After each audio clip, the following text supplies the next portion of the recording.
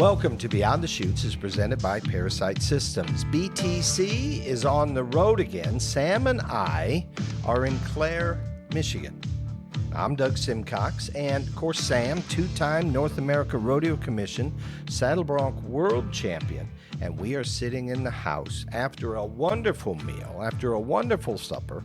We're in the house of Jim and Maggie Zinser, of course, J Bar J Rodeo.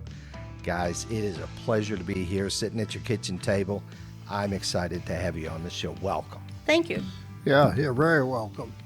Great to have you here. Sam and I have been talking about this and planning on this and trying to think how best to approach it. And you know, the best approach is simply tell us how in the world you got involved in rodeo. And I'm going to go back a little bit further than that. Both of you born and raised in Michigan? Within 2 miles of each other. Within 2 miles of each other. Mm-hmm. He was my brother's best friend, is how I got to know him. Okay. Did you go to school together? We went to Clare High School, yes. Yeah. Jim was so smart that he dropped out because he didn't want to go to school. Yeah. He wanted to go rodeoing? No, No? I don't know what he wanted to do. I don't know why he did that, really. I don't think at that point I probably knew what Yeah. I wanted to do. Other than I worked at thoroughbred racehorse track. That's kind of where a lot of it all started, was a lot of them boys that worked there on the track, whether it be the starting gates or whatever, rodeoed. And I got going to some rodeos with them, and there was a weekly rodeo at Otisville, Michigan that we always went to on Saturday night, and eventually that man asked me if I didn't want to buy it, and lo and behold, we did. We didn't have a rodeo, we didn't have no place for the stock, we didn't have nothing. Nothing. Just a vision, I guess. Yeah. And probably a poor one at that. 1969. 1969. Okay. Yeah, yeah. And you're married at this point? Oh, yeah. Yeah. Yeah. We've been married for a long time. I forget what year we was married. 67, maybe. No, No? 63. Oh, yeah, it's close. Yeah, we've been married 5 61 years. Yeah, That's a long time. it is a long time. Congratulations. Thank you. Yeah. Yeah. Yep. And you came home and said, Maggie, I bought a rodeo company. No, No. he actually even asked me. He said, well, what do you think about this? Yeah. You know, and I mean, really, in all honesty, I'm so young. Yeah. I don't know. I mean, what do I know? I said, sure. Yeah. That sounds like fun. Yeah. You know, yeah, let's do that. Yeah. But you're a farm girl. You've got a lot of experience with animals and No. no. I was a farm girl 2 miles up the road that had 2 dairy cows, and my brother had a pig. Had a pig. Huh? Okay. No horses, No. no bulls. No. No, nothing No. like that. No. No. These were large farm animals. Yes, Yeah. they are. Totally Yes, they were. different. Yes. So you buy them. Do you take possession? How many broncs, how many bulls, livestock came with it? Yeah, you know, and that's, of course, it's been a long time ago. I'm going to say there was 15, 20 horses maybe, and maybe 10 bulls. Okay. And then there was just a set of old chutes. There wasn't any back pins. There wasn't nothing. Yeah. There was no arena, Yeah. nothing. I can remember that winter of 1970, the first year we did Michigan State NRE rodeo. I made wood gates over here laying in the snow with a salamander, and I made them so heavy you couldn't even pick them up. Yeah. You Yeah. know, they was oak gates, you know. Yeah. I mean, It was horrible. but we had to have something, and so we progressed from there. And Our arenas were actually page wire fence. now they was like a Horse fence. A horse fence. Right. Like Keystone. woven wire. Yeah, woven Yeah. wire. Mm-hmm. But the horse fence, No the climb, keystone. no climb type. Yeah. With the little Yeah. squares. Yeah. Oh, with little Right. squares, but a Yeah. roll. Yeah. Oh, yeah. Oh, yeah. You Several rolled it up. rolls. Yeah. Yeah. I have seen a picture of Maggie in the mud. Yes. And you might have been pregnant. I was very pregnant. Okay. Yes. And That's no rolling joke. that, she was just covered in mud, rolling that wire up, you know. Yeah. So that had to be, if you're pregnant, like the Well, Cody 69, was 70-ish. no 71. Michael was born in 1970, Okay. so it was the first year. Okay. Yeah, Wow. yeah. So you'd roll out this fence and then you'd stretch it tight using trucks Yeah. and then drive steel fence posts? Oh yeah. Yeah. Oh yeah. T-posts. Yeah. Yeah. It's crazy. Crazy to see where it all started and where it ended up 40 years later, of course. Thank God. It's It was not easy. Yeah. Let me just tell you that. Yeah. You know, you go to rodeos now, and there's either like any place other than Michigan, basically, but we did a lot of Michigan, Ohio, Indiana, very few in Illinois, and Pennsylvania. Yeah. Couple in New York. But you would go there, and nobody had an arena. Right. Where if you go in Oklahoma or Texas or someplace out west or southwest, those people had arenas like we had football fields here. Okay. So to them, it was like we were very foreign Yeah. to this whole thing. Wow. Learning as you go. Right. And you said no contracts when you bought the rodeo company. You got in with Michigan State University. Was that an indoor rodeo? It's Yes. indoor now. Yes. So did they have a pen? Pretty good pen for you to use, or We were- they had an arena. It was called the Livestock Pavilion. It seated like a couple thousand people, something like that. You had cement walls, you know.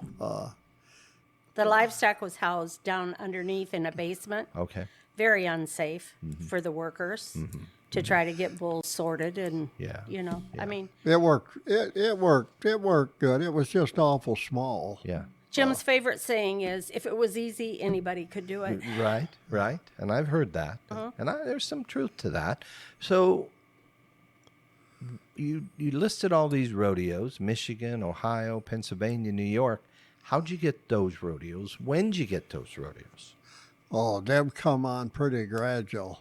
I mean, I don't remember what we had maybe the first year, but I don't think we had over 3 or 4 rodeos.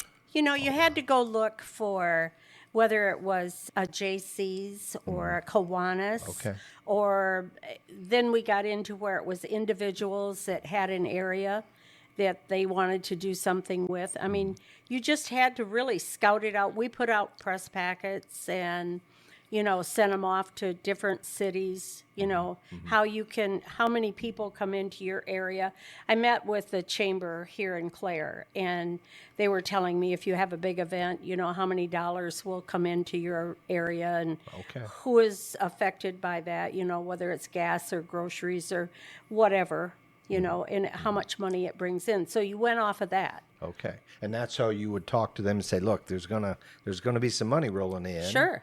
And besides what we collected to gate for the rodeo. Right. I see. And how'd you know how to price a rodeo?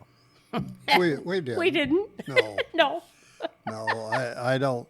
You know, I don't recall, but I know we didn't know. I mean, I found a contract downstairs in the filing cabinet, and I was cleaning stuff out.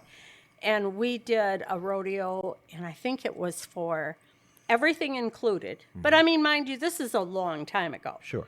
But I think the whole contract was like $2,900, To do the To- how many purse? probably 2 or 3. Oh wow. But I mean, that was added money. That was the announcer. but that's and- 54 years ago. Well, right. right. know, That's a long time ago. But still, in all, I mean, we didn't make probably jack crap on that. You know? Right. No, it was all. I think it was all about the will.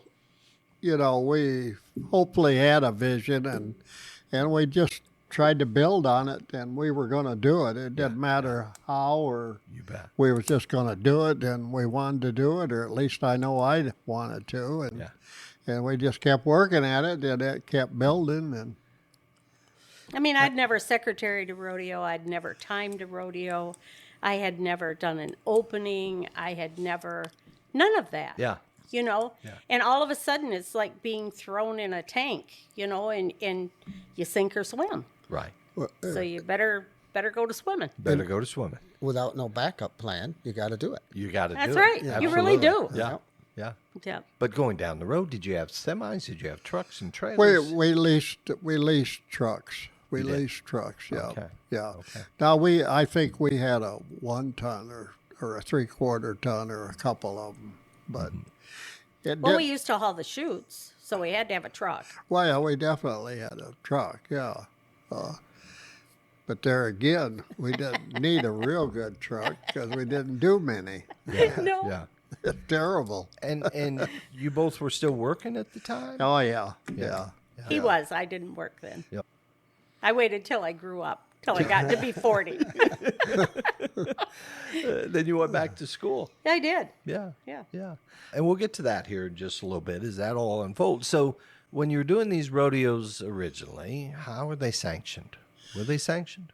I think the first year they were sanctioned through the Midwest Cowboys Association. Okay. And then after that, they were IPRA or IRA then. Yeah. Yeah. Yeah. And you got your IPRA card, and do you remember when that was and about how many rodeos you... Well, it had to be in 70. That early? Yes. That quickly? Yeah. Yes. Yeah. Oh, we oh. did. Yeah. Yeah. I know it would have been the first year would have been 70. Yeah. Right. Yeah. And still adding to the stock, still buying bulls and broncs and that sort of thing. Oh, definitely. Yeah. Well, we had to. I mean, really, we Yeah. didn't have Yeah. a whole lot. Yeah. We really didn't. Yeah, we didn't realize it at the time, but you know, you needed a lot more than what we had to put rodeos together. Yeah. And I understand the IPRA sent Bruce Lursky out to inspect your stock. To inspect the rodeo? Well, he thinks I'm crazy, but he was at the Michigan State Rodeo. I would swear to it. Yeah. So I don't know if dementia's got him or senility's got me. I don't know which one it is. Whichever way you want to look Yeah, at it. exactly. I'm sorry, I just had to do Oh, I know you did. And he being there, that was the first time that you had met Bruce.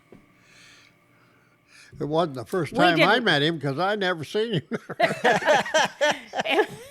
He did not come up and introduce Oh, he himself. didn't? No, He sir. didn't? No, You not just at knew all. that the IRA had sent a spy. Correct. Okay, Correct. check you out. Check me out. Ask some of the old guys. Maybe they'll remember. I don't know. Come on, Ronnie, help me. And so 71, 72, you find a bronc. You find this mare who had been at a riding stable. Now, part of the story I'd heard, she'd come off, and I don't know if this is true, she'd come off Mackinac Island. No, not at all. Not at all.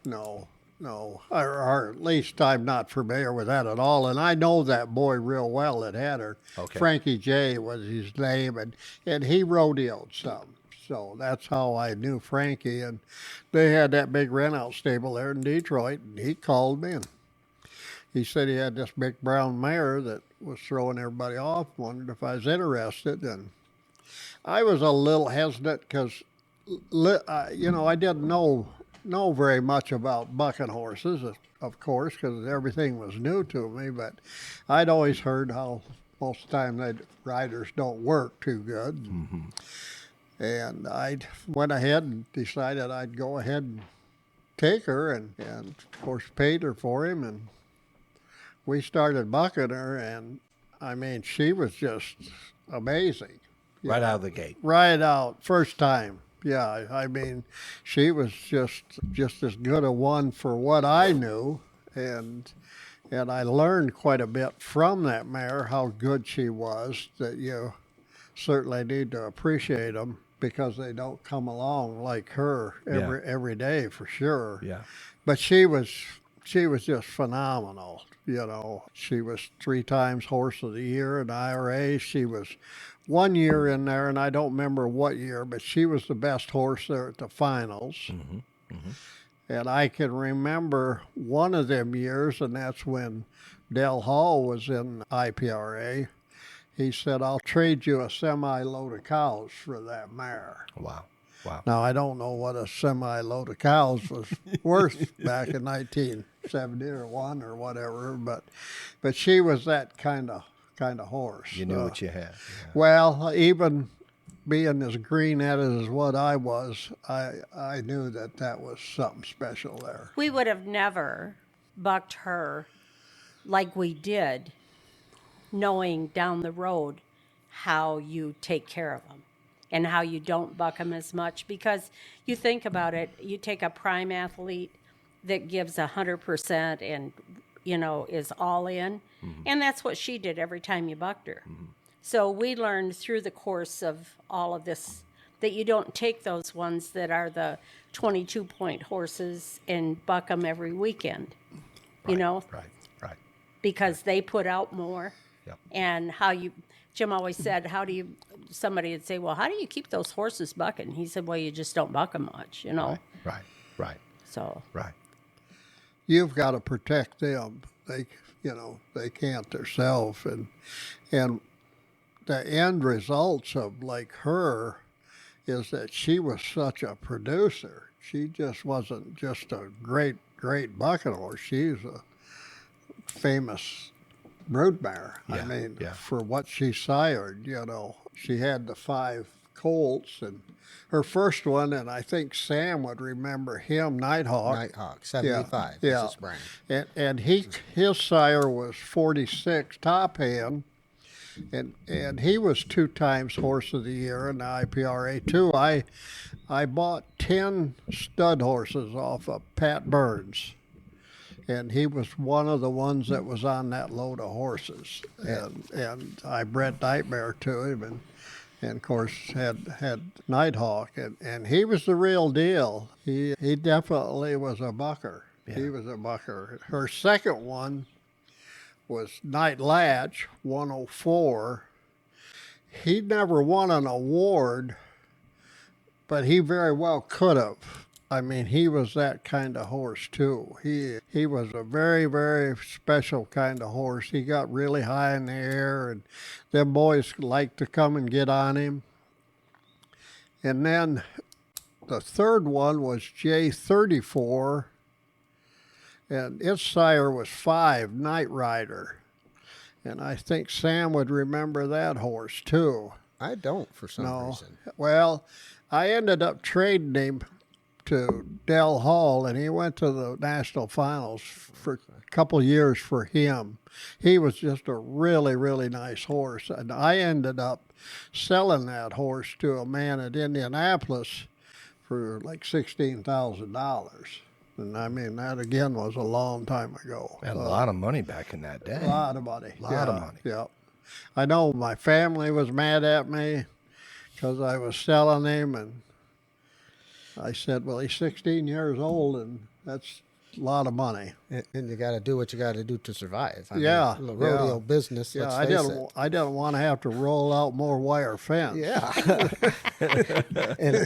and Yeah. I don't know if you'll remember this, but Top Hand and Nighthawk's father, I ended up buying him off of you. Oh, I didn't remember that. No, I bought him off you. I sent him to a rodeo with Andy Camp, and they heard him, so I never. He was hard to handle. Yeah. He was all horse. Yeah, he'd run over you if you Yeah, weren't yeah, careful. he was all Nightmare would run over you. Oh, There was one person on this ranch that she respected. That was it. That's that guy right over there. Uh-huh. Yeah, She that would run over you in a heartbeat. Oh, wow. That her fourth colt was Night Star, and he was probably the easiest one. He would be like a 18, 19 pointer, real solid. He'd be that way every time you bucked him, but he didn't have the buck that them other 3 horse colts had. But he ended up being the sire to 108, which is, of course, Night Jacket's mother. Mm-hmm. So he definitely had some genetic influence there for that mare there, because she was 3 times horse of the year, just like her mother. Oh, wow. Okay. Yeah. Yeah. And then, of course, she sired Night Jacket, and there's a lot of stories there about what has taken place there. Oh, absolutely. Yeah. Yeah, we know. We've seen all kinds of stats on that. Going back to the IFAR, the IPRA, you were there pretty early on with them too. 72, 73. I believe it was 72, 73, 74 that Nightmare was Right. bucking Right. horse of the Yeah. year. Yeah. And what do you remember about those early days dealing with you would be Tulsa, Oklahoma City, wherever you might be? Oh, that was Tulsa then. That was Tulsa. Yeah. Yeah, Okay. that was definitely Tulsa. That was a big rodeo to us, Yeah, when you yeah. think about it. Yeah. I mean, we had been places, but nothing like that. That was a huge rodeo, and it really was. Yeah. And 6 performances at that time? Do you I don't don't remember. I don't remember. I don't think it would be more than that. Mm-hmm. But to remember, Doug, I don't remember. Yeah. Yeah. And we got to take stock there. It was exciting. Oh, yeah. I mean, it really was. You have to understand that we did our rodeos here and we worked hard at them and we tried to make them successful. And we worked with our committees and we tried to work with the cowboys, I mean, to get as many to come here. It was a long drive for whether it was Sam coming from his area or Jack Wiseman or Ronnie Williams coming from their Yep. place, Yep. Yeah. but they liked the rodeos, and we talked our committees into adding enough money where, back in that day where you could get some contestants to come. You bet. It's You a bet. it's a revolving door. You have to have it all. Gotta have it all. You do. Yeah. Great stock, great performances, great production, and added money, as you Yeah. said. Yeah. The easiest thing to do is to put on a rodeo with too many contestants. Okay. The hardest thing to do Yeah. is to put a rodeo on without a good amount of Without a good contestants. amount of Yeah. contestants, It's horrible. I'll second that. Yeah. Yes. Yeah. It is, isn't it? That's when the boys started leaving, I seen the writing on the wall. I just lost 4 horse riders. Oh, Right. I had them every performance. A bull rider, you say, go pick any one you want out and you can sell the show. Yeah. And now, I'm looking at what's going to happen 3 years from now. Correct. Because they even brought young kids on. Sure. And I knew that was going to end too. Yeah. So, Yeah. And they were all important. The thing that I think a lot of contestants didn't realize, and I think today that it's the same way, the little John Doe over here that was either just starting or not very good, but he was faithful. Yeah. He came every single week. Yeah. He was just as important to me as far in our rodeo company because he came Yeah.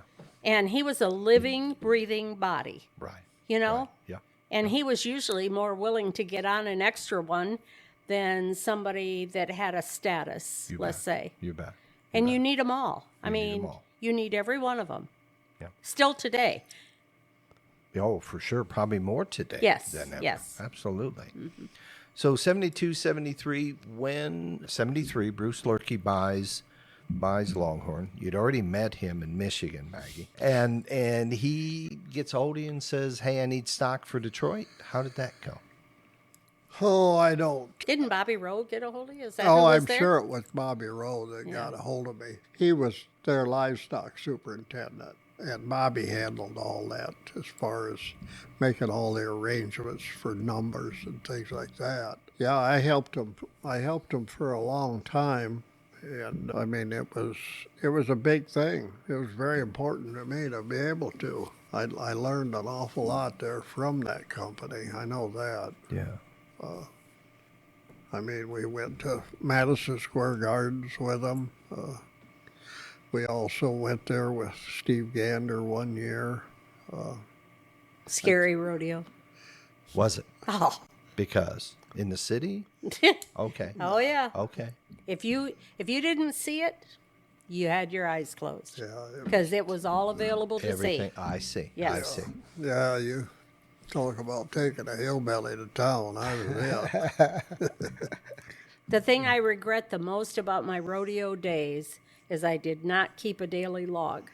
Because you'll be talking to someone and they'll say, do you remember? And then that brings up this and this and this. And some of the things that have happened throughout your rodeo life, good, bad, and indifferent. Sure. A person should have kept track of all that. Yeah, absolutely. I know the one year we went there, we done 3 rodeos that week, and then we left. In the middle of the night. Yeah, to go to New York, 800 miles. Oh, wow. Yeah. Oh, wow. You did 3 rodeos here, basically. Yeah, yeah. And then had to drive to New York City. Yeah, yeah. Oh, my goodness. And how many horses, how many broncs? And we'll get to the bulls, too, because you're almost as famous for bulls as you are broncs. Well, we definitely back there had some good bulls too. Like I say, it all kind of started out pretty slow, but we just kept building on it. Wanted to make it better, and we made it better. Yeah, yeah. For the industry. For the industry. Yeah, coming back around to Nightmare, you had a plan. I know 5 colts. You had a plan. You said, we're going to be organized in our breeding program. We believe we got something. We want to be planful, or? You know, when we started, we didn't have that many mares. We didn't have as great a plan as we probably should have. Okay. But you learn, you meet people throughout your rodeo career. Sure. And we met a man, Bud Dancy. He lived in South Dakota. And he was a little tiny Irishman, very soft-spoken. And he used to pick up, am I correct, for Casey Tibbs? Yeah, I think that's correct. Oh, yeah. okay. Yeah, And- I think he might have even been kin to him somewhere. Yeah, I don't know, but just a great man. He really was. And we started purchasing his sucking colts when he weaned them. Oh, okay. And right off. Okay. we would go with the Houston family. They would go out and they would bring home a semi-load of baby colts. Now, mind you, that's a long plan. Yeah. You don't. That doesn't happen That's 3 or overnight. 4 years. isn't it? Yes, it is. Yeah, it's all of that. Yeah. It's all of that, and he kind of like us got it working better later. At first, it wasn't that good. It just wasn't. There wasn't that many buckers in them. So you got 4 or 5 years of feed in them, and Yeah. and then you're picking through there. And I mean, we did get one great old mare, old cavalcade, out of them, one of them first original loads, which that's Big Texas mother. That was She's a mother to a lot of Yeah. very, very Yeah. great horses. Okay. But and Buddy did get it working better later on. He kind of wanted them horses to be real big, and he used them Shire studs, and he was getting them too big. Okay. And eventually he got it where he got some different studs, and he really had it working. Yeah. He really had it working. So he was running kind of a born to buck program. Right. Yeah, he had a big cow outfit there. Oh, he I did. mean, yeah. Oh, thousands of acres. Yeah. Okay. Yeah. I went up there. I asked Jim. I said, I've always wanted to meet this man. I would talk to him a lot because Jim couldn't hear him. He was so soft-spoken. Oh, wow. I mean, he really was. And I said, would you care if I rode out in the semi?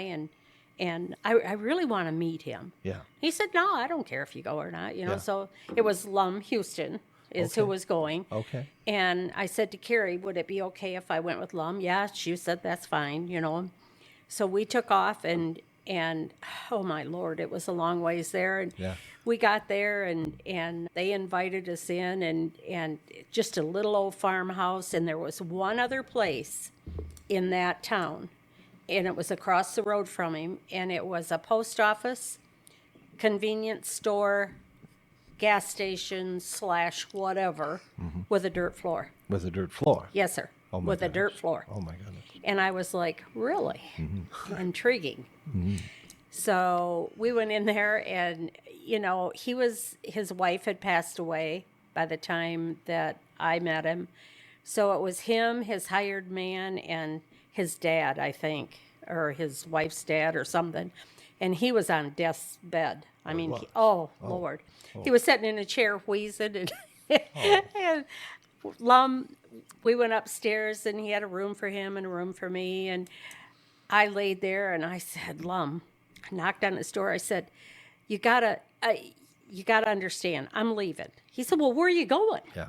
I said, well, I'm going outside. I'm going to go sleep in the semi. He said, what? I said, that old man's going to die down there, and I don't want to be here. Oh, my goodness. And the hired man, I'm not real sure about, Yeah. And so I tippy-toed down, and I went out, and I got in the semi, and I locked the doors, and about 6 o'clock in the morning, Lum's pounded on my door, and I get out of the sleeper, and I said, what? He said, get dressed. I told him you were out running, that you were an early riser. He said, you've got to be out of breath when you come in there. Okay. So we're going to breakfast. I said, Oh, my dear gosh. Lord, But that was the best trip. He took us out in the pasture. We were just going to go look at some colts and the mares, And he takes us out there. And, I mean, if he would have dropped me off after 20 minutes, I could have never found my way back. I mean, never. Yeah. It was that vast of an area. And, I mean, there were mares running all over, and one was crippled. And I said, buddy, you got a mare that's crippled over there. And he said, okay, we'll get her pinned. And I'm thinking, where are you going to pin her? I mean, there's nothing. Yeah.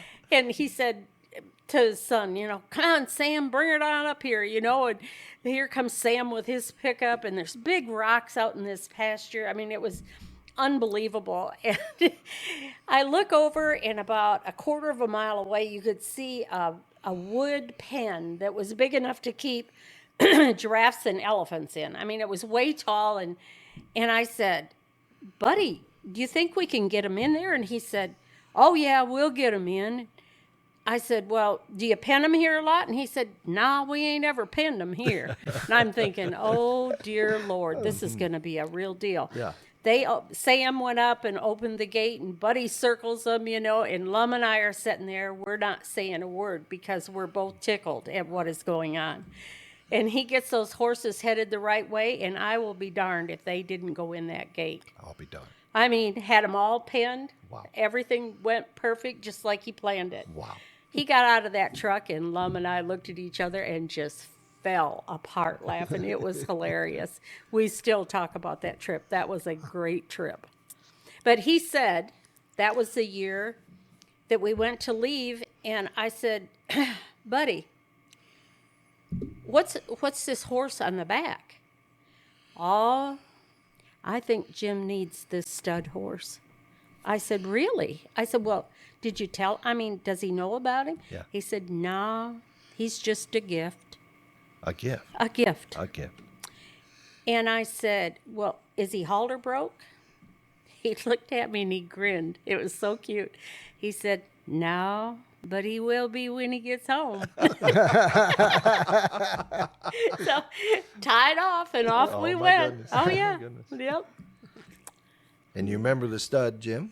Oh yeah, Red Cap 902. Yep. Yeah, yeah. Do you remember him, Sam? I raised a couple pretty good horses. Snowtail, Yeah. that was his. I always sire. liked that horse. Yeah. There was a Might couple. have been the only person, but I Yeah. liked that horse. And he was a nice horse himself. Yeah. Yeah, Yeah. they liked getting on him. That's just how things happen, Yeah. Yeah. It is. Yeah. Oh, yeah. No. The rodeo world is amazing. It's amazing, full of relationships. And, It and, is. And that's really what that was about. Oh, yeah. Right? Yeah. With Mr. Dancy there. Yeah. My goodness. Great old guy. Now, did he have Mr. T at that time? No, he didn't. He got Mr. T from Jim Sutton. Oh, he did. Okay. And I bought a horse at Johnny Holloway's sale that Harry Vold had in it, a stud. And his number was 014. That, Sam knows but 014. but it wasn't that It 014. wasn't that 014? No. A different one. It wasn't Smuggler. Yeah. And I got him home, and I just thought he was too small. And so I made a trade with Buddy, and I traded him for Mr. T, and that's how we got Mr. T. So you own Mr. T. We Yeah, did. oh yeah. Okay. Yeah, He was a Yeah. great horse. So yeah. He done a lot of good here with his genetics. And there's still horses out there. Sparky's got some with that, and Cullen does too with that genetics, and they're kind of figuring out that, like, the Mr. T mares are crossing good over, like, sons and grandsons of Night Jacket. Okay. That's really working. Yeah, so coming back to Night Jacket, of course, inducted in the Pro Rodeo Hall of Fame this last year. Congratulations. Well, yeah, on that was awesome. That was just, It that was. was so neat. Fantastic. Yeah, yeah. And I read somewhere that 2010, J Bar J got the PRCA Remuda Award for 20% of the horses at the year's NFR. yeah. 20% of the horses. Mm-hmm. Yeah. Now, I know that was a couple years after you sold out. Right. You Yeah, sold out in that 2008. was Sparky and Marlene. Yeah, they've won it a couple times. They did. Yeah, they've won it at least a couple times. And Yep. some of the stats I've read, and Sam and I have talked a bit about it, I believe 60 of Night Jacket's offspring have been to the NFR. Well, there's at least 60. I think there Okay. was 64. 64. Mm-hmm. Yeah. Okay. And something like over $2 million in earnings or Correct. winnings for the Cowboys. We kept track of it. I started, Shannon, actually my daughter, said, we need to keep track of this. Yeah. And so we started doing it. And after every perf, I'd go in and we'd put it in, and then Shannon would put it like it should be, actually. She was much better at that than I was. But we kept records. And so, every year, it was my dream, probably more than anybody's, I think, to get him into the Hall of Fame because I knew that he deserved it and Jim deserved having him there. Yeah. And actually, Cullen and Mandy, along with Sparky and Marlene, because without them taking what we had and keeping it good and spreading it out and going to those larger rodeos, wouldn't have got all of the notoriety. We couldn't afford to do that. Right. He couldn't be gone that whole time. They didn't pay as much for us to travel all those miles, that kind of thing. But so every year, you had to do it. Every 2 years, you had to refresh the stats. So every 2 years, I would put a thing into the Hall of Fame about Night Jacket and how many horses were there and how much money was won, how many firsts, how many whatevers, and I think they got sick of hearing from me, really. Yeah. Yeah. No. But, what an honor. To It is an honor. See what you built your whole life Yes. and be rewarded for it, And you have to branch out in order to get there, Yes. because if you hadn't have sold or sold out to so many people Sure. seeing them, Yeah. Very definitely. you could have the best in the world, but if you're up here and they don't see it, Yeah, see, Night Jacket, he's produced 5 world champion horses in the PRCA, too. And Dirty Jacket went into the Texas Hall of Fame this last spring for Texas. Yeah. And he was 2 times Horse of the Year in the PRCA. Really? Okay. Yeah. Okay. And what I didn't realize the last time I was up here at Jim and Maggie's, was that the Delta bloodlines came from you. Oh, yeah. Yeah. Yeah. And the Scarlet bloodlines Yes. came from you. Oh, yeah. And that kind of floored me. I thought, The Scarlet deal started way back there. Yeah. There were a lot of good horses that, They still are. They still are. You'll see Cullen, New Scarlet, and some of them. I mean, they was, I think, 90 on that New Scarlet at San Angelo. Yeah, that was really a good bloodline there. Really good. did she come from Buddy? I'm not sure she did. I want to think that it did because we had trouble figuring out where it all started because of numbers. But I think it all started with 404. And at least that's what we think anyway. And that would have been a Dancy horse.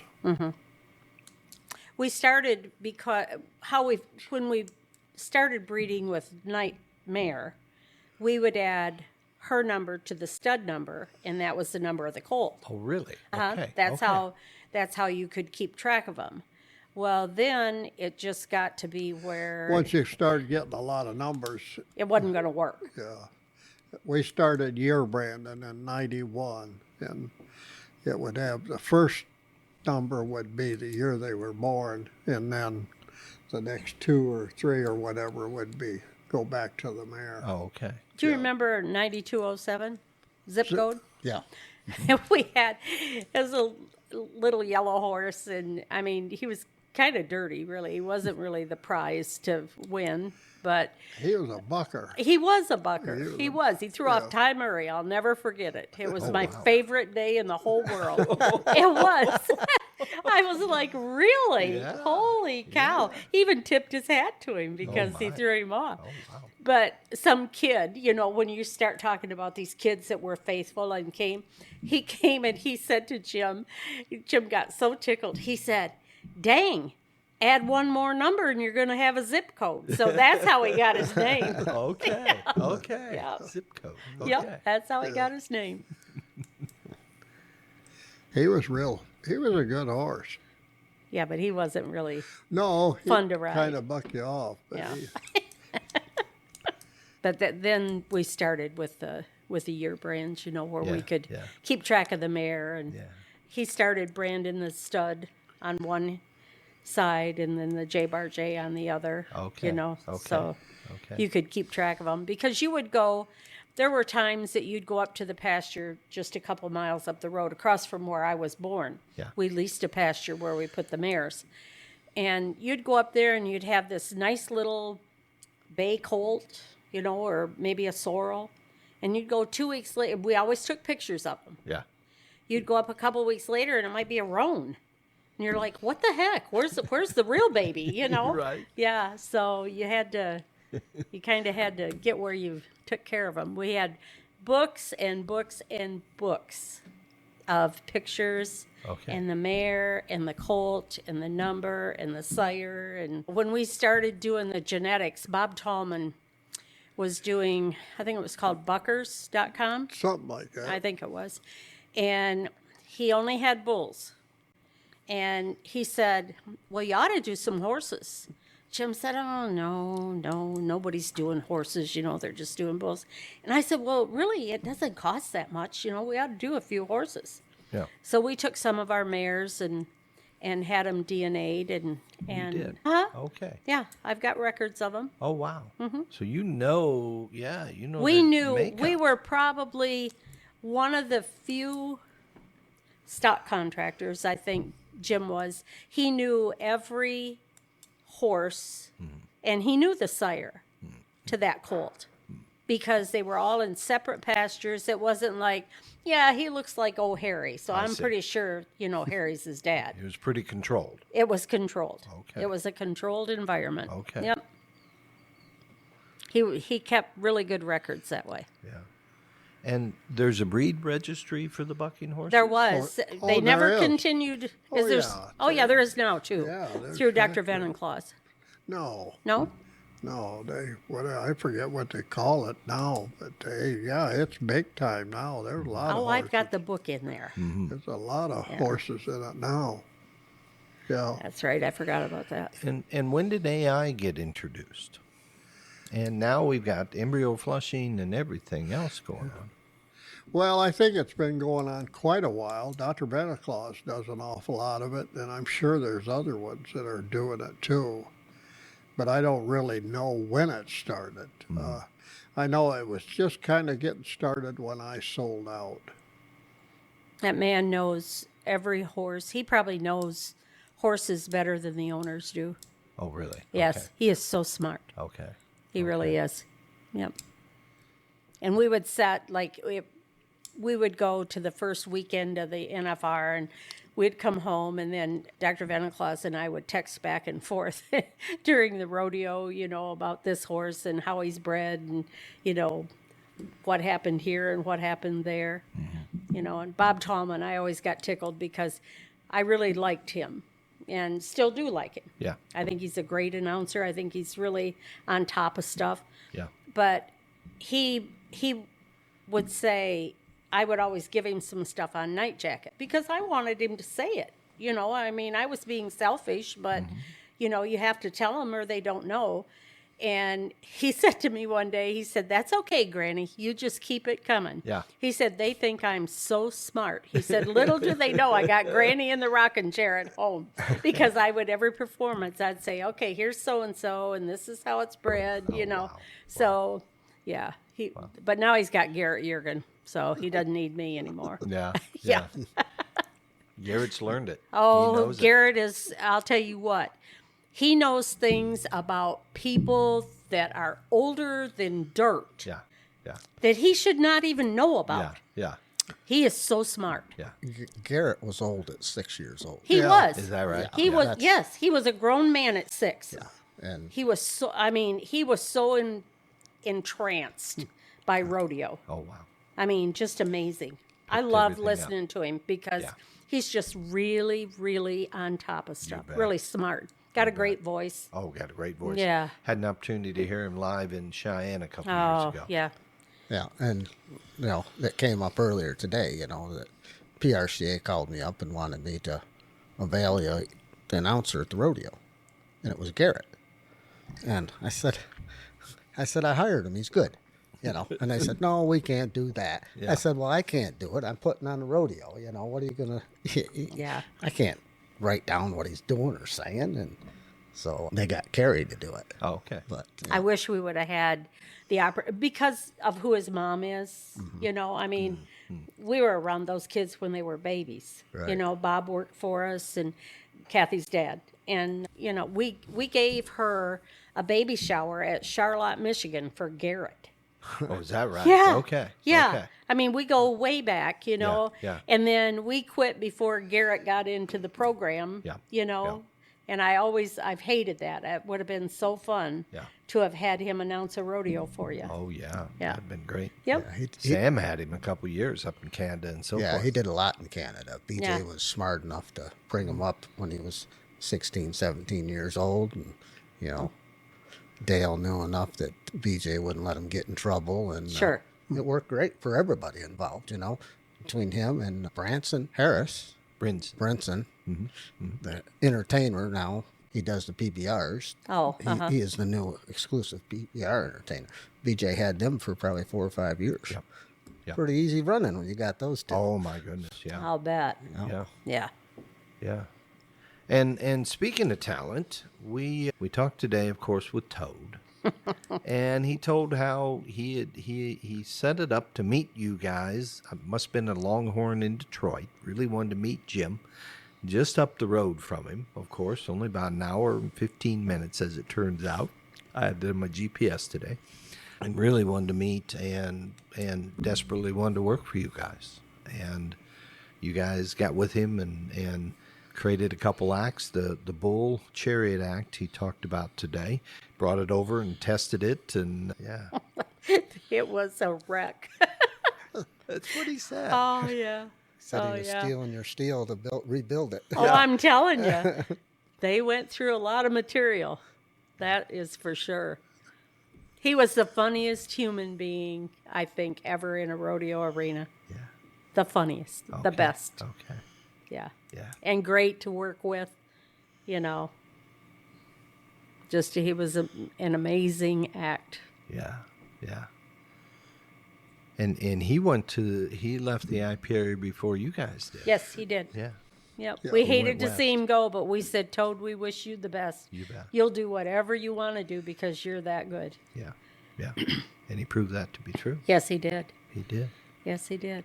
An upstanding individual. You bet. You bet. And then you guys moved from the IPRA, right? The IPRA family. Yes. And you went to the PRCA. Mm-hmm. And what was behind that decision? Oh, I think things kind of stayed the same in the IPRA. It didn't seem like you was going anywhere. There was a lot more other opportunities out there, whether it be selling them good horses or getting to go to a good circuit finals that paid good, or the national finals that paid especially good. Them things had something to do with it. A challenge. Challenge. Oh, I think probably the challenge definitely too. You know, people will have asked me, what about the IPRA or the PRCA? And my thoughts, as far as me personally, I think if you're going to rodeo and you really are going to rodeo, then you need to be in the PRC. That's just what I believed. I think there's just so much more there to offer. Whether you be a contestant or a stock contractor or whatever, there's more money there. There's more money there, and there's more opportunity. Whether you get that opportunity or not, you don't know that till you get there. But I think if you're going to rodeo and sincere about it, that's where you need to be. Yeah. So when you made the decision to go, had Longhorn kind of start to shut down at that point? Definitely. They weren't doing many rodeos then. Okay. No, Okay. they wouldn't have been doing. They did some. Yeah. They did some. And I don't know how many because I didn't really keep track. But I know that they were still doing some.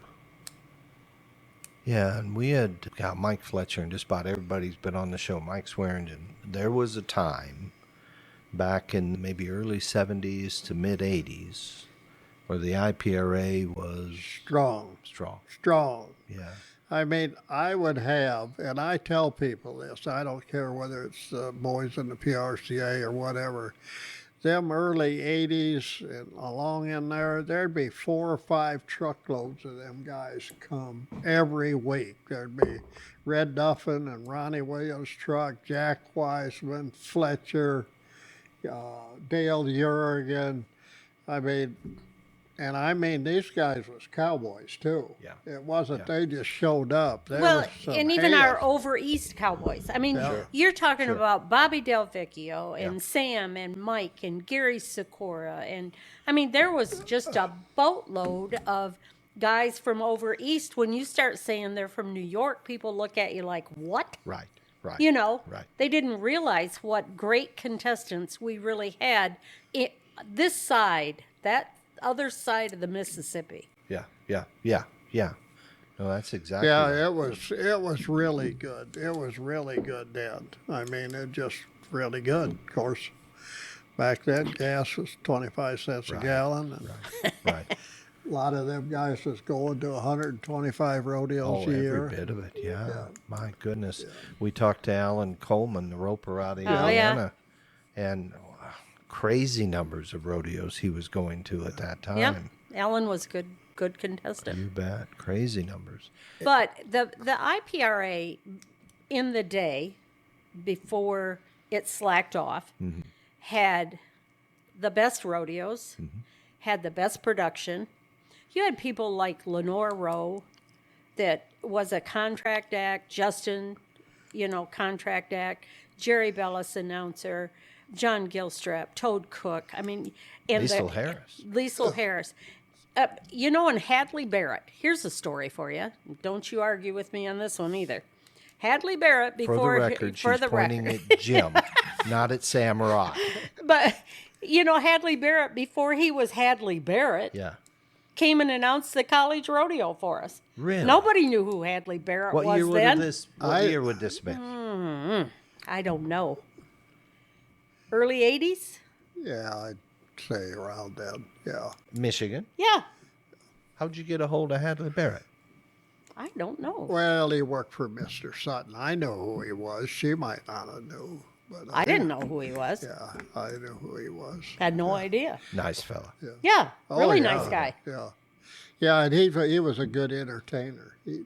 He'd play a little music and stuff like that. And he added to it. Okay.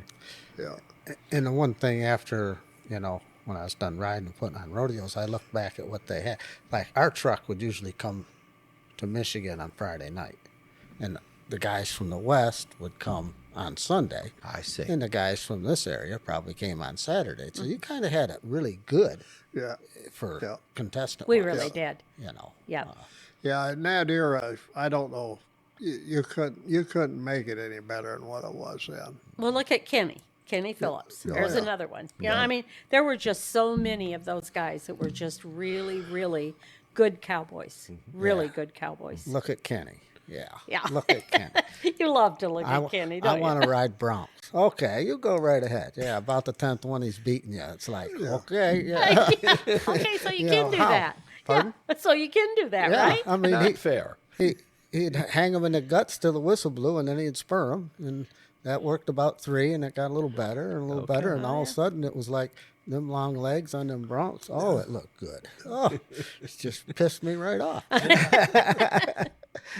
But So- the rodeos over east were also outstanding. Yeah, yeah. I mean, I was scared to death when we went to Madison Square Gardens. I'll tell you that right now. It was a scary rodeo because we were in the middle of a major city with lots of major crazy people. You bet. And You lots know? of animals on a pop behind you. Yes, yes. But those were rodeos that were just unbelievably good.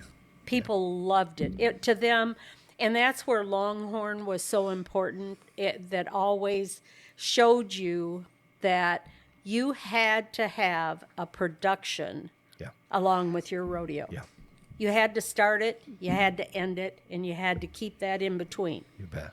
And Lenore was probably the greatest mentor I ever had for openings and things like that. Really? Okay. Because Okay. she would say, don't do this because if you ever get chewed out by a vet, you'll understand. I mean, you wear a white hat. You don't, I mean, snap that flag. Oh, I I mean, see. Veteran. Veterans, I see. yeah. Yeah. I mean, yeah. she come up through the old era. Oh, yeah. You know, I Flag mean, etiquette was yes, what she flag was about. etiquette I was understand all that. about it. Yeah. She was the queen. Yeah. And I mean, she was the queen. And then we had, you know, great secretaries that you could learn from, Yeah. you know. Yeah. So, Yeah. I mean, there was a lot of stuff that was very important Yeah. in how we grew, Yeah. I think. Yeah. Yeah. And a lot of cowboys coming out of the Northwest. Mm-hmm. And primarily due to longhorns, is what I'm understanding. Yes. Yep. In the wintertime. Yep. Oh yeah, Clint Corey used to come. He'd be here pretty near every week. Yeah. Yeah. Do you ever get on Nightmare? I don't think so. That would have been after that. Yeah. He was in the early 80s. Yeah, he'd have been my time, my Oh, era. Yeah. So, Okay. Yeah. Okay. yes, Nightmare, I don't think I ever seen her butt. Yeah. Oh, you didn't? Oh, really? I don't think so. Really? Unless, and you'll remember this rodeo, but the first one I ever went to of yours and got on was in Rochester, New York. Yeah. Oh, I loved that rodeo. Good little buildings. It was a little Yeah. building. It had the coolest lights in the middle of the building where you could use your spotlights. It was a great rodeo. I mean, I was 14 years old and then I was bronc riding there. you Really, know. Yeah. that was a great little rodeo. Yeah. But, yeah, so Nightmare was definitely before Clint. Oh Eastwood. yeah, it was before that, Sam. Yeah. Okay. Yeah. Then, of course, Dan Daly. Oh, a true cowboy. You bet. Yeah. Pat Price. Oh, Yeah. You know, look Wild at, man. Make a list. You know, Yeah. there was some talent that came Oh, out there of was that a lot Northwest. of talent. Lot of talent. Really, really, really was. It's unbelievable. Like I said, how good it was. Yeah. You know, and there was numbers. You had numbers every week. Yeah. Yeah. And your name has come up in the middle of that high water mark, you know, along with Longhorn Rodeo and the quality of the shows you're putting on, quality of the stock you're putting on. And, you know, Mike Fletcher shared the story, of course, about getting on Nightmare up way up north, right up on the Canadian border. the flies were bigger than 747s. Holy cow! That was way up north. That was way up north. It was. Yeah. And you drew the cowboys, and you drew Yep. the cowgirls. Yeah. Yep, first counterfeit money I ever got. In U.S. money? Yeah. Really? Huh? Ken Ross, Michigan. Yep, Really? sure was. I'll be darned. Yep. Jeez, I said- just printed it. Should Yeah. be good.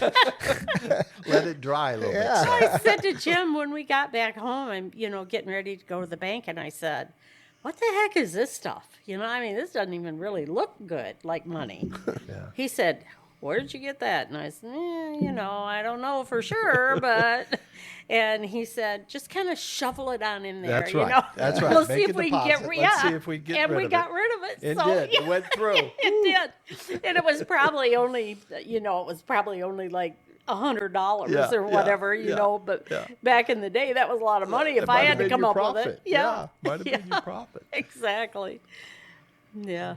So we've talked a lot about the Bronx, and last night Dale and Colton were standing there with Sam, and Sam said, I believe when you introduced him to Mr. Zinser here, when you introduced him to Jim, and said, you boys may know him for his Bronx, but he's a bull man.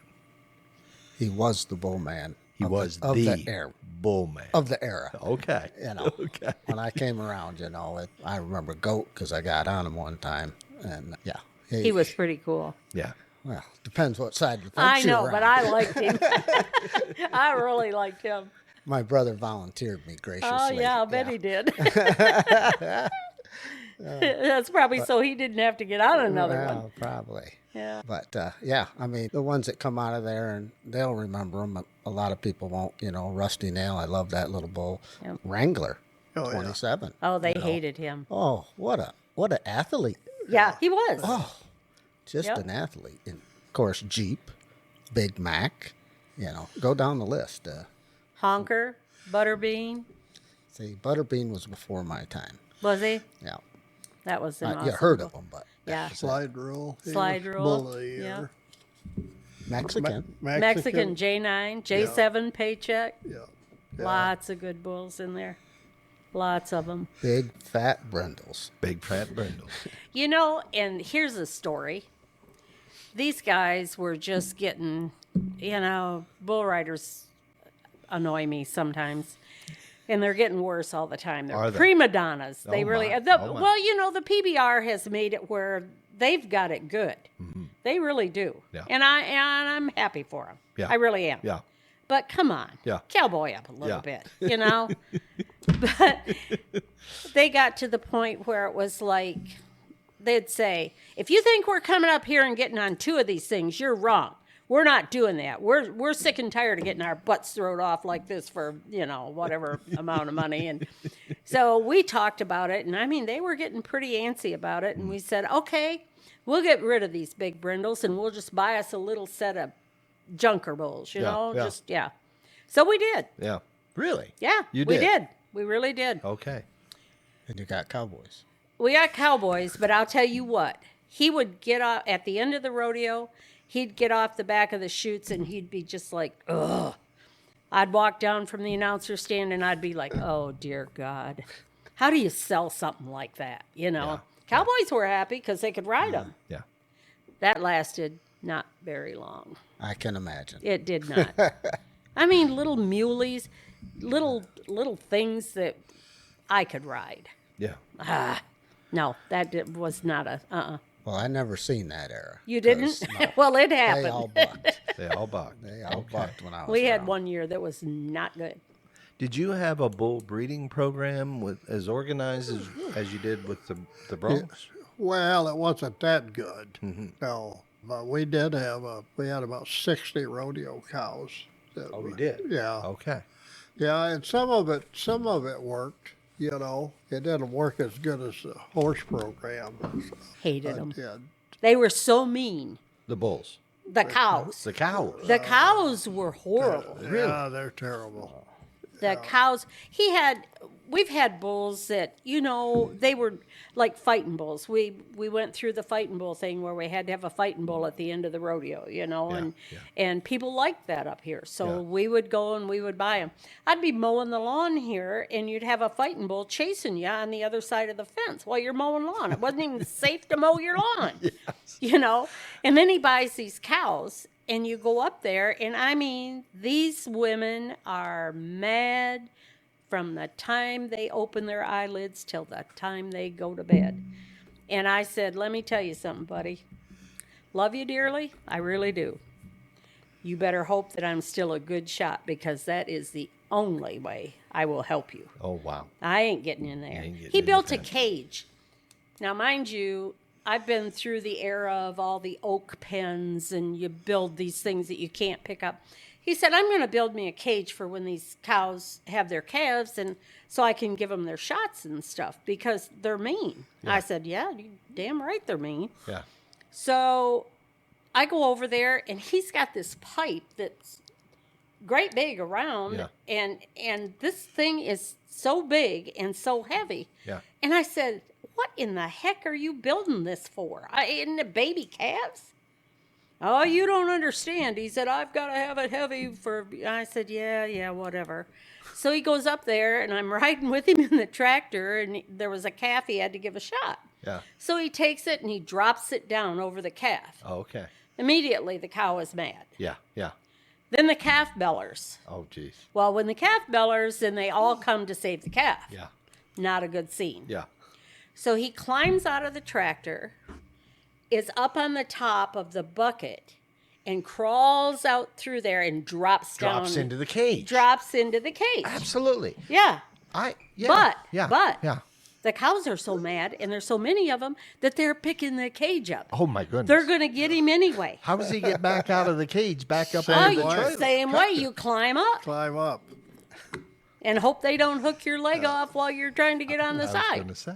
Oh, yeah. No, there ain't no way. I envisioned, as you were describing him building it, I don't know why, It like a was- shark cage. Well, and he's in the yeah. middle of a shark cage. Exactly. That's what it Pretty that's what much. it Sharks was. are circling him. Oh, yes, sir. When they I were. first built it, when I could set it over with a loader with a tractor, I didn't have it where I could put down pressure on it, and one of them cows got in there with me.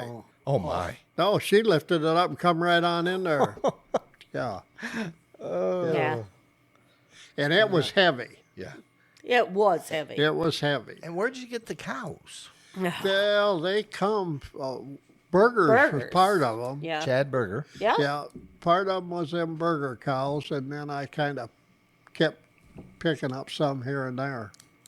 But They're they horrible. were mean. They They were were horrible. mean. When we sold everything, there was not one guy that was working our sale that did not get hooked other than Cody, I think, By the cow. by the cows. Yeah, Not by the them wolves, not by cows, anything else. It was by bad. them cows. I mean, they were horrible. You couldn't have got me there. No. Heaven help you, they get out. No, I don't care. Call the law, see what kind of fun that would be. No, I would not even think of helping. And people don't know the cows. They don't quit. You know, They don't. run you over and No. go on. The cow's going to stay Yeah. there. If one of them run you up the fence, you better keep on going over because she'd climb right up there. She'd with come you. right after you. We She had keep roping going calves on. here, just little roping calves. Yeah. Jim, this started kind of the cow thing. Well, let's keep those and we'll raise them and we'll here. You know, we always had these harebrained ideas, both of us. If it wasn't one, it was the other. We'll raise calves for next year. Yeah. Oh, you know, it sounds kind of good. Calves bet. are expensive. Keep them back. Yep. Right. So he's gone. He leaves to go with Longhorn. Bless Okay. his heart. Just absolutely loved it. Yeah. So I've got all these pregnant cows. I don't know the first thing about a pregnant cow. And I'm Right. here to tell you that. Right. So me being a nurse, I have the lady in waiting pen. I have the nursery pen. I have this pen. You know, and these are all roping calves. They've been around. I've got them all named. Yeah. You know? Okay. Okay. I mean, they all have names. Yeah. And I go in and I feed every day and I bed and I do this. Well, Alice has her calf. So I had a bale of straw in one hand and my satchel in the other to give the calf a shot and take the navel and treat it. And, you know, she comes and blows at me. I said, Alice, get out of here. Yeah. What's the matter with you? Yeah. Get back. Yeah. Alice wasn't playing. She meant business. She meant business. She took me, and I mean, I knew enough to get on the fence to try to get away. Oh my. She beat me. She had little tiny nubbin horns, looked about like that, like your knuckles sticking up. Okay. She beat me on the rear end. I mean, she beat me on the legs. She beat me everywhere she could beat me. And I'm screaming, and the guy we had working for us was out doing something. And finally, thank God, she picked me up. She put her head on my rear end and threw me over probably 6-foot high fence Oh my. onto concrete. I was never so glad to hit concrete in my whole life. Yeah. Yeah. I mean, she had beat the living snot out of me. Yeah. I said to Roger, I said, I'm going home, finish feeding, do whatever you want to do. I don't care. I'm out of here. You're out. I come home and I went in the bathroom and took my clothes off, and immediately I had 2-inch sucker rod, 2-inch sucker rod, Oh, okay. all over my body, bruises. Oh, my. I looked like the fence. Oh my. And then I looked at my behind. Yeah. Holy heifer. Yeah. Black and blue Black and everywhere. blue. Yeah. Little nubbin horns. Yeah. I laid on the couch for 2 days crying. I wanted to kill him. So then he comes home, and I said, now, I'm going to tell you right now, we had a round bale out here in this arena. And I said, you be careful going out there. And I'm telling you, Alice is mean. She likes that calf. And oh, good God, he said, Mag. Yeah. Oh, Mag, come on. You big sissy. So he goes out there and he's got his little fork in his hand and he's going to fluff around some hay or something and look at his calves. And Alice takes off after him and I'm going, yes! Yeehaw! Get him, Alice! Go! Chased him across the pen? Yeah, he ended up getting inside the round bale. I loved every Okay. minute of it. I thought, oh, God, I'd give anything if she just hooked the snot out of him. Oh, but he was a little more agile than me. Yeah. So that was your bull breeding program for a while. Yeah. Cows you couldn't get in with. Uh-huh. But did you have some good results, some good offspring? Oh, yeah. How'd that go? Oh, yeah. There was some real good calves that come out of them. Yeah. I'd rather go buy them. Would you? Yeah. Yeah, they're a pain. Yeah. There's no doubt about it. You sure got to be set up for it. Oh, yeah. We weren't, really, in all honesty. We were Oh. not set up right for it. For bulls. No. For Oh, yeah, bull cows. we- or whatever. I don't know why or what you would have done different. Well, I don't know. Had a place for them where somebody else took care of them. Taking care of bulls takes a lot of fence. Well, at times there'd be 100 wolves here. Really? Yeah, Oh my goodness. yeah. And Man, they tear stuff up, Oh, right? you think? They tear each other up. They just fight all the time, and there's always something with them. Three- Oh, yeah, 3 and 4 year olds. yeah. That's what in those years. You don't have a fence left. They No, they don't care everything. what they go through. They're No. gonna do it. If they get fighting, they do not care. Yeah. They don't care. Yeah, but the cows are a lot of work, or at least they are here, Yeah. especially with your winters and Oh, I was going to things say. like what they are. Everything gets 3 times harder when it freezes and snow on the ground. Right, Yeah. right, for sure. But some of that worked good. It Yeah. worked good. Yeah. There were some good bulls come out of there. And I think it was 2004, 2005. You were still doing Charlotte, Michigan. Oh yeah, Yeah. yeah. I went down and Robbie Hodges was there, good friend of mine. Oh, Uh-huh. yeah, He worked it, and I think Roger Mooney was your announcer Yep. at that point. Yep. Yep. Yep. That was a great rodeo. You Well, had that a long time. long time. Yeah, that would go way back. It wasn't always the Charlotte Frontier Days committee. At one time, the fire department did it. Oh, really? Yeah. As a fundraiser. Yeah. Okay. Yeah. Okay. But for the most part, it was Charlotte Frontier Days, which was a big deal. Mm-hmm. Big deal. It done really well. Really well. I don't know what they do there now, or if they do even. I just Yeah. don't know. Yeah. I haven't heard, I don't think. No. But it was definitely a good rodeo. Yeah. Really good rodeo. Yeah. There was a lot of good rodeos back then. Oh, my goodness. Yeah, there was, Sam. Yeah. I don't remember what year. It was probably, it had to have been about when I sold out. When that economy got bad, it got a little scary then, or it did for me. 2008, 2009. Yeah. Yeah. Yeah. Yeah. The sponsors weren't there. And Every rodeo's got to have sponsors. Yeah. Yeah. And the one that I remember was right down the road here was Celine. That was always a good rodeo. Yeah. Really good. Yeah, we done that a lot ourselves. It was a tough rodeo to do. It was pretty expensive, and it just seemed like a hard rodeo to work. Hard to get sponsors there. Yeah, Really hard. yeah. And when you do them yourself, that's another job in itself. So when So you you're mean doing both. do them yourself, there's no JCs or fire department. You're You're it. Yeah. You got the whole gamble. Yep. You're the You committee. bet. You're the committee. You gotta fill the seats. Yeah. Yeah. Sponsorship. Did you do? tickets. I know Celine. Did you do many like that? We did quite a few. Did you? Yeah. Yeah, we did quite a few that way. It was rough. Yeah, that's at an outdoor event like that. That's a rough way to go. You're battling a lot of elements that way. elements, You know, you really are. Yeah. Yeah. Yep. Insurance was high. You know, I mean, just there were a lot of things that Lot of would risk. get you. A lot of risk for sure. One year at Celine, I sold more novelties than what Jim cleared. Is that right? Yeah, Okay. Okay. yeah, Okay. yep. Well, you definitely did the one year because I lost 20,000. Is that right? Yeah, yeah. Oh my goodness, that kind of money. I had no idea. Okay. Worked that hard to lose $20,000. Yeah. Okay. Yeah. There was one, and you only did it one year, Halloween weekend, somewhere, and it was the best rodeo nobody came to. I don't know who put it on. Oh, it was over at Grand Rapids, wasn't it? I don't remember where it was at. but Ron.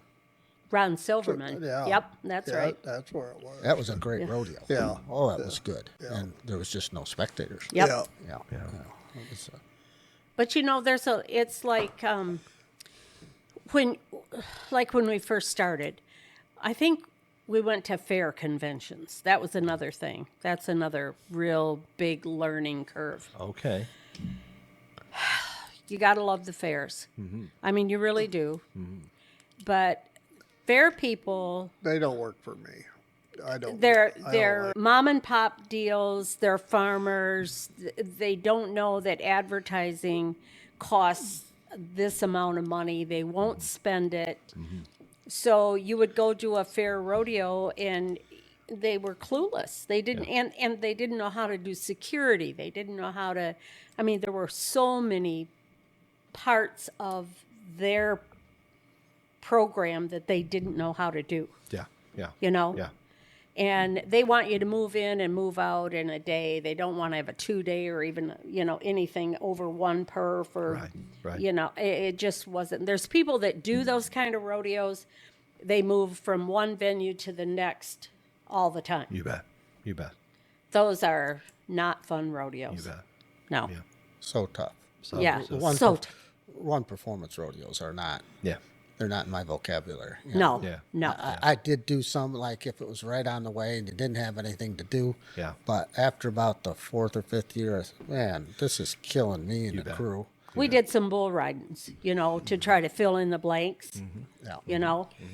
a lot of work. Yeah. I always said the only thing they would know what was wrong if you didn't show up. Seriously. Yeah. I Yeah. did. And that was a worry a time or two. Yeah. You know? I mean, we had a couple fair rodeos, though, that were great rodeos. yeah. We did. But I didn't try to book fairs. No. No. I went to the Virginia State Fair and we did 5 performances in 3 days, and that was okay. That makes sense. And you had one person. The thing with the fairs, my biggest issue was you couldn't get a hold of anybody to get anything done. Exactly. It was, That's what I'm saying. That if you weren't there, they wouldn't even know it. yeah. Yeah. Yeah. Yeah. Yeah.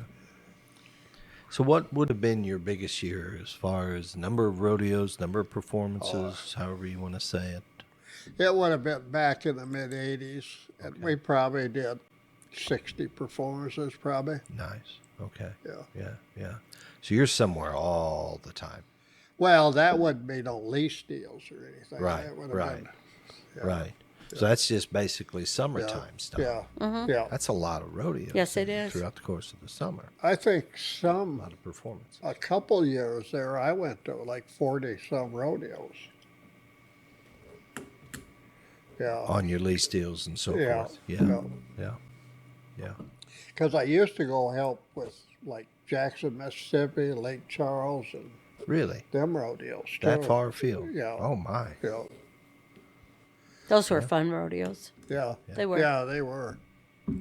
Yeah. Go and flank horses and bulls and not have the headaches. Yeah, oh yeah. Yeah. Yeah. No, that's never how that worked.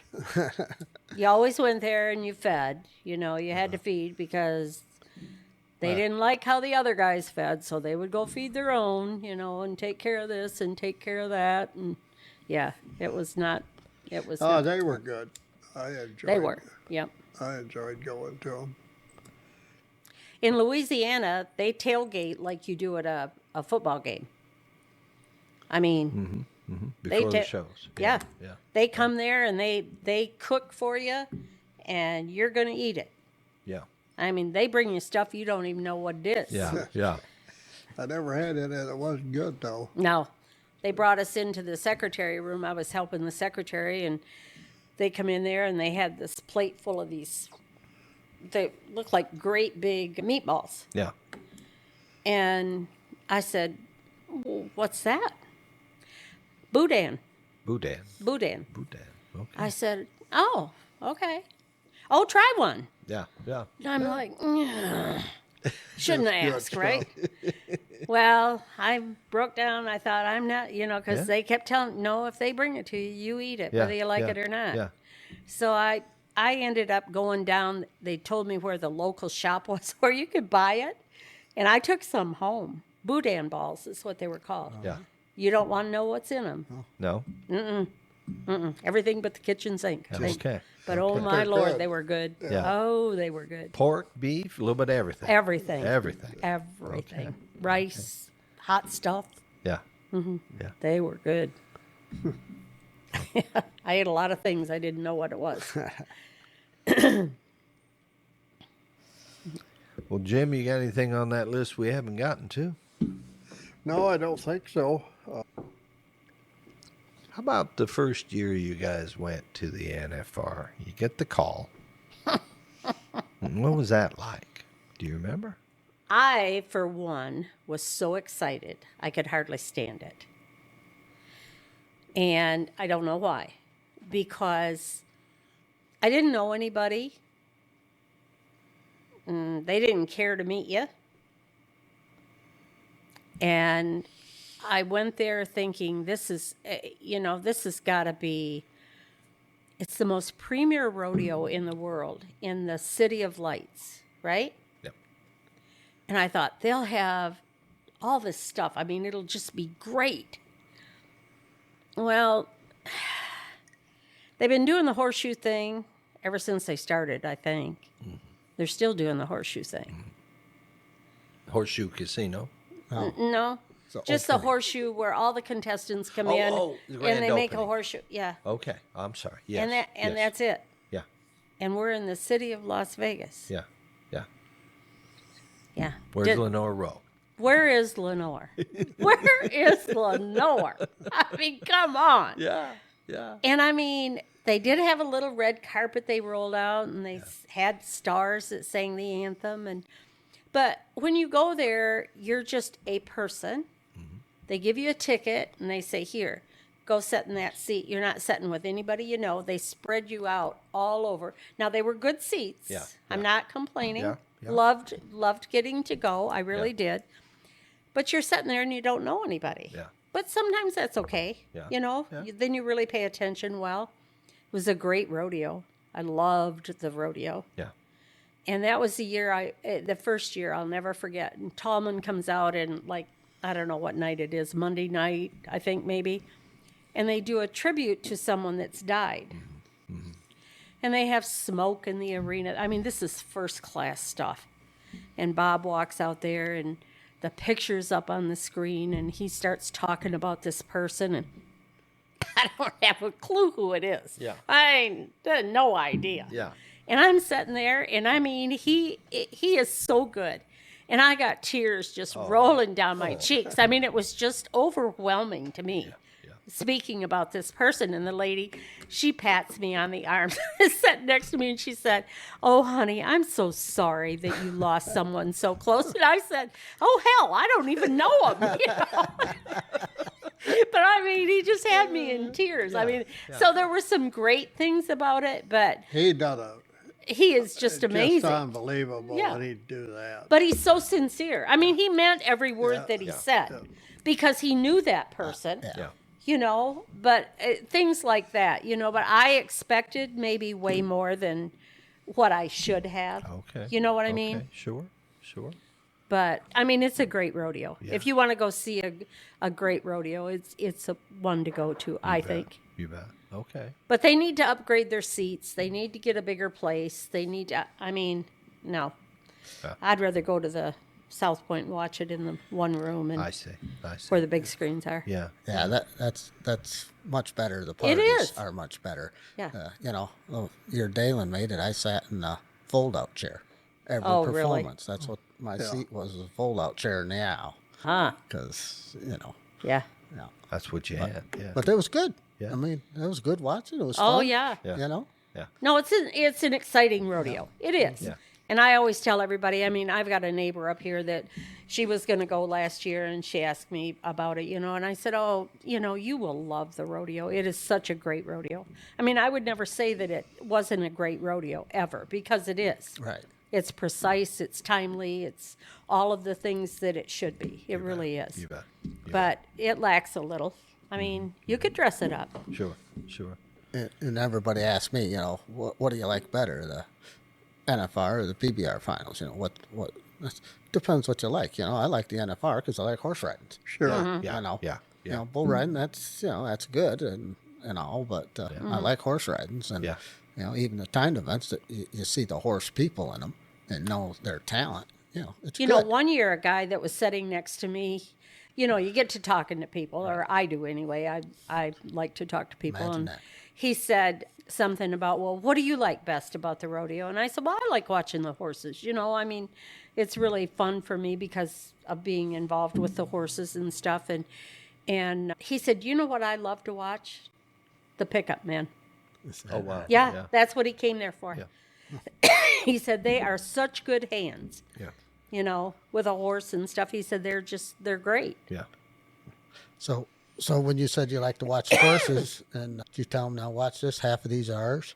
No, most of the time. The only thing, the one time when we retired Night Jacket, I was sitting there and we had to ask, which I didn't know this would happen either, but you had to get approved to retire him there. Oh really? Yes. Okay. Yeah, you didn't just say we're going to retire him at this rodeo and everybody said, "Cool. Yeah. What night do you want to do that?" I'll be darned. No, that isn't how that works. No. Uh-uh. And so Jim had a secretary that really liked him, Sunny Deb Backstrom. Oh yeah. Okay. And she loved Night Jacket. She really did. And Mr. Davis was asking about this horse that they were wanting to retire, you know, and she said, "You don't know Night Jacket? I cannot believe you don't know Night Jacket. The most beautiful horse in the whole world," you know, and going on and on.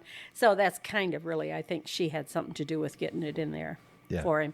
But I'm sitting there and he come out and the spotlights were on him and he was kind of jumping the spotlights, you know, and kind of bronking around and flipping his hair around like he could do. And the lady sitting next to me said, "That is the most beautiful horse I have ever seen." And I said, "Thank you." Yeah. Yeah. She just kind of looked at me and she said, "What do you mean, thank you?" And I said, "Well, he's mine. He's ours. Mm-hmm. You own Night Jacket." You would have thought I was some kind of star, you know, but no, he was so pretty. Yeah, I mean, yeah. people loved him. Yeah. They really did. Yeah. And it was because he was such a beautiful horse. Beautiful horse. Yep. Beautiful. He really was. You bet. Well, there's probably one thing for sure. I never imagined how a $150 mare would have that much influence Yeah. on the rodeo world as Yeah. what it has had. Yep. And still is. It Yeah. still is. Yeah. Yeah. Comes full circle. It really does. Oh my goodness. Yeah. Yeah. Yeah. No, she was a prize that we got in the Cracker Jack box Oh, that I'll we had say. no idea what was You coming. bet. You bet. Yeah. That's amazing. And being able to recognize the talent, know how to, as you say, keep the horse in good condition, and you know, and selective breeding like you did. There's a lot of people in rodeo that they're rodeo people, but they're not stock people. I say. Kudos to those that know how to take care of the animals, how to, I watched Cullen and Mandy with those mares and with the horses they've raised, and they're picky about how they feed them and where they feed them and who feeds them, and they're picky about where they take them, and that's what it takes. You bet. You know? You bet. And Cullen watches every one of them. And their daughter, they have a daughter, Mesa Kay. She's 6 years old in July. And she's a better hand than 2 or 3 of the guys that they've had hired. Sure. Sure. Because she watches stock and knows stock. Those are the people. And those that don't know, that have money, thank you for hiring somebody that does know. You bet. You bet. No, that's You've right. got to have a stock person. Yeah. Yeah. You really do. Yeah. Yeah. And the breeding programs, we look at the PBR, and the quality of the stock these days is just phenomenal. The broncs are phenomenal. And what's good is we've got the programs that help these cowboys, cowgirls come up through the ranks, Sure. whether it's college or whatever, right? Rodeo schools and so forth. And now the money's coming. WCRA and the American and the Kid Rock and Rodeo. The money is coming. Yep. And thank goodness, right? Yeah. And it should be. Yeah. I'm not a big fan of the team thing, and I know there are people that are, Okay. but rodeo's not a team sport in my eyes. Right. Rodeo is an individual sport with individual cowboys Yeah. winning individual money. Yeah. Yeah. And Right. I know they're headed for the team thing. You can see the writing on the wall. Yeah. I'm just not a fan. Yeah. Now, the PBR, is teams. And that's been interesting because I was pretty much in the position you're in when they came around, and Sam's a wrestler, right? And I bring that up because wrestling's an individual sport, but it's also a team sport. Well, it is. And that was kind of part of what we talked about that helped me see this maybe just a little bit differently. But what has been interesting, and we've been on site. I've been to Nashville. We've been to a few places and watched them live. And you're starting to see that local fans realize they've got their own team. And for me personally, what's been interesting is I'd turn on and go, is Dalen ridden yet? Is Dalen ridden yet? Because I know Right. Dalen. I want to watch Dalen. I don't want to Right. miss Dalen. But what I found interesting to me is when I started watching the Carolina Cowboys as a team, oh, wait a minute, there's Cooper Davis, there's Mason Taylor. They're on his team. It isn't just Dalen anymore. I need to cheer for all these guys.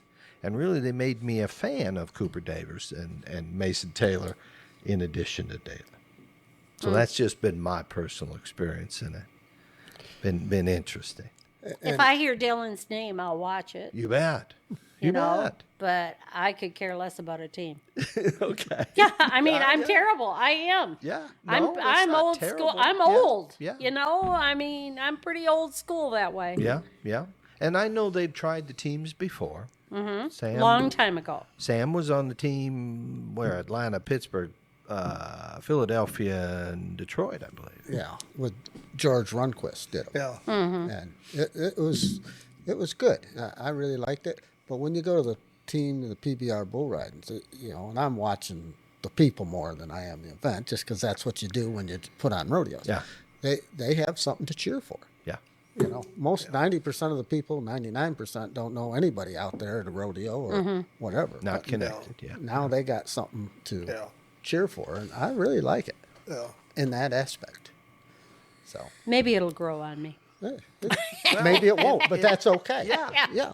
And I was in the same place. I really was. And Sam and I don't know, Sam. I don't know, when the PBR started to move in this direction. But been interesting. Well, they must have some kind of feedback where they think it's going to be good. Yeah. And I do think you're going to see, the Kid Rock and Rodeo, everything I'm hearing was very successful. They got a lot of fans out into Arlington Stadium. And it sounds like they've got some things to work on, but I think they get the production where they want it, and it's tight like they want it. It's definitely different, a green starting light to go start your barrels. I'm waiting for the team contractors. Well, Well, there you go. They do have the bull teams. Huh? They do have the bull teams. That's in the Yeah, PBR. yeah, but team contractors doesn't look. That doesn't sound to me like that's going to No, work. you really. own your whole team. Yeah, That's, yeah, pretty much. yeah, I'd have liked to seen that Kid Rock thing. I didn't see it, so I don't know anything about it. Yeah. Well, they're trying stuff out, and with it seems to be coming the money. So, and good for the Cowboys. Good Well, for the definitely. athletes. Yeah, that's long overdue. And the WCRA, right? That's been great for the IPRA. That has been really good for the IPRA. And a lot of the cowboys and cowgirls we're starting to see now move up into those WCRA standings and having really good results. Right. Yeah. So that's fun to see. Oh, it all evolves. Oh, I it mean, it does. does. It evolves. Sometimes you just have to be a little more open-minded than I am. Sometimes. Yeah. Yeah. But at my age, see, I don't have to be. You don't have to be. No. You can stand pat. Yeah. Stand right where you are. I'm past 75. I can do whatever I want to do. That's right. Do what I want, say what I want. That's exactly right. yeah. Take it or leave Take it. it or We leave it. don't even care. No. Oh my, this has been fun. And I did call. We ran late getting here. And Sam, just so you know, I did call ahead. I called Maggie and said we're running late. Can you hold our horses? Don't turn them out. Would you hold up 10 minutes? I rodeoed for 40 years, and he thought he had to call and get me to hold his stock. Right. Okay. Yeah. Not the first time you got a call like that. No. Nope. I can't tell you. Jack Wiseman had a very significant set of pipes on his truck. Yeah. And one year at Saline, he was the entire rodeo on a Sunday. Yeah. And I-94 or 96, which one? Four. I-94 is only a couple mile away. And the crow's nest at Saline was way high. Jim said, I will hold 10 minutes. That's all I'm holding. I don't know what we're going to do, but that's it. Yeah. This before cell phones, Yeah. We're almost there, that kind of anticipation thing. Yeah. And all of a sudden I heard, I said, they're here. And they had got off the expressway, and here they come. I mean, all those guys were dressed in the back of a pickup truck. Yep. Had their riggins in their hands, Yep. Yep. I mean, unlike today's world where if an ear's cocked just wrong, they got to wait a minute. I got to get that right. But, I mean, these guys bailed out. I mean, it was all the bareback riders, bronc riders, bulldoggers, a couple barrel racers, I think, and Dan was in the calf roping. I had talked him into getting in the calf roping. Yeah. I mean, they were about the whole rodeo. Yeah. Bull riders. Yeah. Good Lord, here they come over the hill. Kellettville, same thing. Do you remember that? Justin coming over the hill? Oh, yeah. That van had all the bronc riders in it. Yeah. Kellettville, you could never get to on time. I don't Well, care. there was only one way in and one way out. Right. It was, In the middle of the woods. that was one of the closest rodeos I lived to, and you couldn't get there on time. It didn't matter. I said to Jim, you got off a road, and the last road you had to take was called 3 6s. Yeah. Not a good sign, first of all. Yeah. I'm hauling a 32-foot gooseneck full of horses. Yeah. And we take off, and he said, now it's pretty curvy coming up here. I said, yeah, okay. You know, he's always trying to drive me. And I said, yeah, all right. I'm in first gear and take off. I get to second gear. I even got into third once, I think. Yeah. And then you start hitting the curves and stuff. But the last loop before you reached the top of the hill was like a big S curve, and it was straight up. Okay. I was in low gear praying. Yeah. I was. Yeah. I said, God, I promise you, if you get me up this hill, I will never, ever come back again. Yeah. Never. Yeah. I mean, I was peeing my pants. Yeah. I was so scared. Yeah. We got up there, and I'm sweating bullets. Well, going down's about the same thing. You know, I mean, it's not a good plan. Mm-hmm. We went there how many years? 16? Oh, at least. 18? I mean, it was the first year we went the there. road got better. Yeah. It was only a 1-lane path, and they put oil on it to keep the dust down. Yeah. Brilliant. Yeah. Yeah. Jeez, Yeah. Louise. Yeah, that was quite the rodeo. Yeah. It was. That was a great rodeo, though. Yeah. Rodeos you love to go to, you know. Hard to get to. Hard to get to, but love to go there. Once you got to the top of that mountain, it was okay. But getting to the top of that thing, Boy, it was a bugger, wasn't it? Yeah. Yeah. And like I said, all the spectators came that way. So cowboys that were running late, not a good plan. Couldn't pass. Yeah. You know. Yeah. Yeah. No, they'd be backed up there, especially on Saturday night. Oh my forever. Lord. Yeah. Yeah. A lot of good rodeos over that way, Ohio, Pennsylvania. You bet. You Yep. bet. You bet. Enjoyed every one of them. Yep. What a neat evening. So, final question. They're going to do a movie about J Bar J and your lives. Hollywood producer calls you. Says, we're working on the screenplay. What do you suggest they call this movie?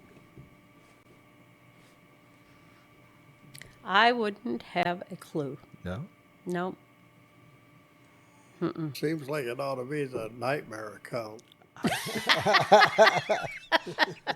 I had nightmare in my brain somewhere. I don't know where it was going to go. He is in I can't think of it's a banking magazine. Burroughs. It might not be now, but Burroughs it used to be Publishing. Burroughs Publication. It was a banking magazine. And our local bank person, Yeah.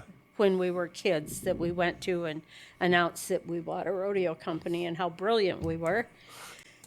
And the first time we got a line of credit, he just looked at Jim and he was like, I mean, we're kids. Yeah, Honest yeah, to God, yeah, we yeah, are. Yeah. You know, we Yeah. are children. Yeah.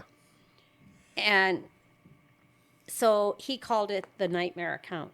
The nightmare account. He really did. It's It in was the magazine. It was in that banking Burroughs magazine. It was called the I still Nightmare have a Account. copy of it upstairs. Okay. Wow. Yeah. Okay. It was I called like the that. nightmare account. So we can agree we're going to call it the Yep. nightmare account. The nightmare account. Okay. That's right. And then Maggie, who plays you? Oh God, probably Beth, Beth. Dutton. Yeah, Beth. There's a rip sitting over there. She may have to crank it up a little bit to play you. Yeah, I'm telling you. I try so hard. I've really gotten better. I really have. At one time I lost 20,000. I come home and we got in here. It was by morning, and I had the bankers off private number, It's speed dial. and I called him. And I said, Jim, I need to borrow some money. Yeah. This was about 8 o'clock in the morning. He said, why? What's for it? I said, I lost 20,000 on a rodeo. He said, how do you want to pay it back? I Yeah. said, I'm not damn sure I can. I'm a good risk. He never forgot that. Yeah, after losing working your butt off Yeah. and losing 20,000.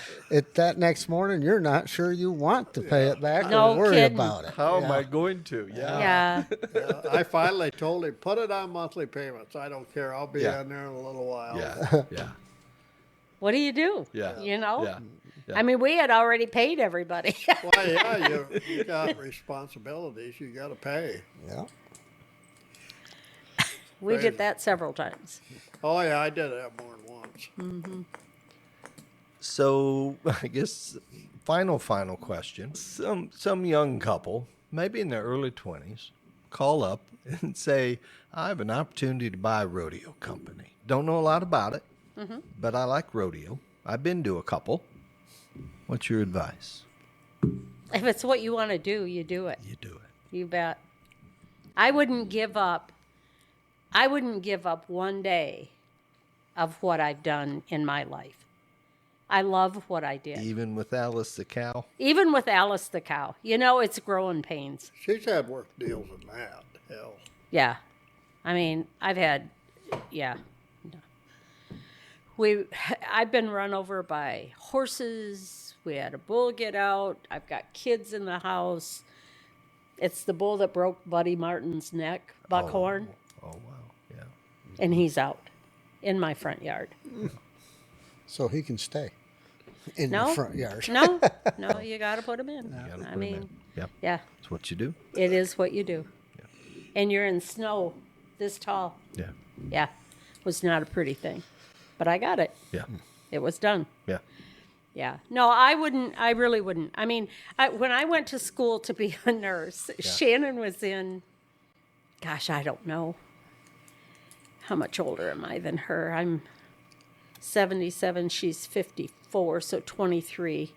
I was 40, so she wasn't very old. Yeah. Yeah. Yeah. And she said, I am so glad that you're going to have an occupation. Now, when somebody says, what does your mom do? I can tell them, she's a nurse, She's a nurse. not a rodeo secretary. Right. Because they don't know what that is. Don't know what that is. Can't relate. Somebody asked Cody in school, oh, what does your dad do? What's his job? Oh, he doesn't have a job. He doesn't work. Right. You know, because Right. he didn't carry a lunch bucket and go punch to, a clock. yeah, no. So, I mean, that was their concept of Sure. what we did. We were just here. We were just on our place. Yeah. But look what God gave us. I What a mean, beautiful home. yeah, we built this. Beautiful You know log what Jim cabin. said? We built this. Yeah. You did. Yeah. You guys yourself did. Yeah. I'll Do you be know damned. what he said? Margaret, Yeah. how tough can it be? Yeah. It's kind of like playing Lincoln Logs, Yeah, only with yeah. bigger things. Yeah. Yeah. And I'm like, really? Yeah. Yeah. Yeah. Where do you want the light switches? What do you mean, where do I want Right, the light switches? right. Well, I got to have them in by the third row. Yeah. I said, hey, I don't know. Put them every 8 foot. I don't know. Yeah. Yeah. You know, Yeah. I mean, it took us how many days before we saw where a window was going to be? Okay. You know? Yeah. Yeah. But We started beautiful. the day after Christmas, moved in the first week of May, and left to go rodeo the second. Okay. Okay. Yeah. Well, I was down and visited. We were down and visited Jerry and Jean Bellis, Mm-hmm. and they said, "Wait till you see the place." You should come at Christmas. Is that right? Yeah. That's when it's pretty. Yeah. And the broncs and the bulls up overhead here, and the halters, and my goodness, pictures everywhere, and posters, and Who would buy this place, right? You know, who wants all this writing on there, you know, on the logs? Yeah. I mean, who all else? the branded numbers. Yeah. Yeah. Yeah. On the other side are all the Nightmares horses. Okay. And then in the den is all the bulls on one thing. Yeah. Okay. You'll have to look at those for You you. bet. leave. You bet. Yeah. And brands, you know, just little things. You bet. You Yeah. bet. No, beautiful. Yep. And again, thank you for dinner.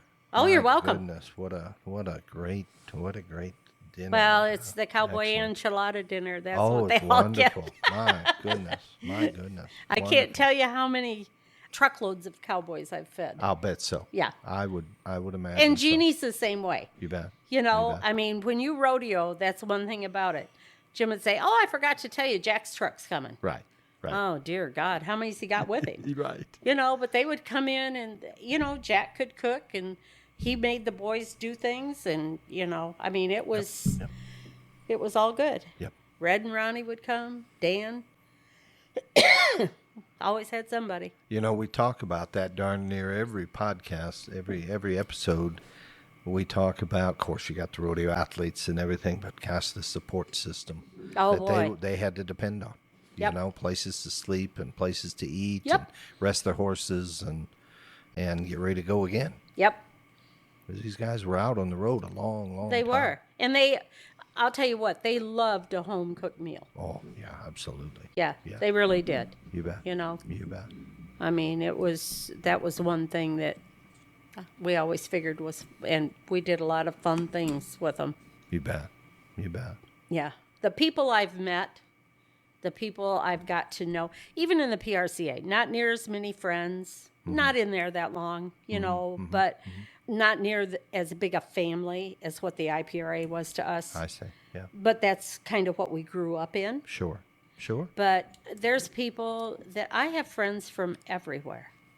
Who else can say that? No, that's exactly right. You know? You bet. Not everybody gets to say that. No. I mean, I've met a lot of stars. I've met a lot of this. I've met a lot of that. I've met people I don't like. But great people most of the time. You bet. You bet. I mean, I can tell you breakdown stories that we got picked up. People see us on the side of the road, you know, or down in a truck stop and know something's up if you're stopped. Yeah. You know, You I mean, bet. you can go hundreds of miles and know somebody. Oh, yeah. Yep. You bet. You bet. But I didn't come from that. So my mom had a real hard time with that. I'll bet. She did. Yeah. You're going where? Yeah. By yourself? Yep. Yep. Yep. Mom, it's okay. Really, I'm all right. Yep. You know, Yep. I'll know somebody somewhere if I get in trouble. You bet. And you know, Jerry brought that up when we were talking to him. He said, you know, you could leave Florida and go to California without a penny in your pocket and get there just fine, well fed, well rested, well taken care of. Mm-hmm. Yeah. And nobody ever turned you away. Nobody ever turned you away. No. There's a network out There, there. it is a huge network. You It bet. is. You bet. But the IRA really, I think, is, and maybe it's just because we were not in there long enough to know, you know, The PRCA. the PRCA, Yeah. Yeah. you know, before we sold. Yeah. I mean, but I never felt the camaraderie there that I did with my family. Sure. Let's put it that way. IPRA Yeah. family. Yeah. Yeah. I mean, I loved being in the PRCA. I loved the rodeos. I loved the NFR. I loved the circuit finals. Mm-hmm. There are a lot of things that I loved about it, but it wasn't the same thing. You bet. You bet. So, And J Bar J was a big part of that IPRA family and part Yes, of that we were. success. Yes. You bet. they brought us up as kids. Yeah. You know, Yeah. we grew together, You bet. basically. You bet. Yep. You bet. Yep. Supported Longhorn and everything. Well, they helped us get through the winter. You bet. You bet. Yeah. Yeah. They made it where we could live. You bet. And all started with a $150 marriage. Yeah. Yeah, we bought a rodeo company that really had 25 head in it. Yeah. Big deal. It's a good thing they didn't need more because you bought them in the fall. Yeah, no kidding. Yeah, golly, we look back and think, what were we thinking? Well, Work. it worked. It did. It worked. Absolutely. No, well said. Yeah. Yeah. Anything else before I say goodnight? Nope. You can say No, good I'm night, good. Irene. Yeah. Good night, Irene. I'll see you in my dreams. That's right. Yeah. Well, to our listeners, we hope that you enjoyed our visit with Jim and Maggie Zinser of J Bar J Rodeo. So great to be here in Clare, Michigan, and this beautiful home they have, and such a nice dinner on this Sunday night. We hope you enjoy, and if you do, please share this episode with your friends. Make your listening easier. You can find us on Spotify, Apple Podcasts, YouTube, and search for Beyond the Chutes and follow us. Remember, check out the IRA Project Facebook page. We want to give a great big shout out to Tim Sparks and Marlon Harris for helping us out and hooking us up with all the right folks to talk to. And thank you to ParaSight Systems for their support with our podcast.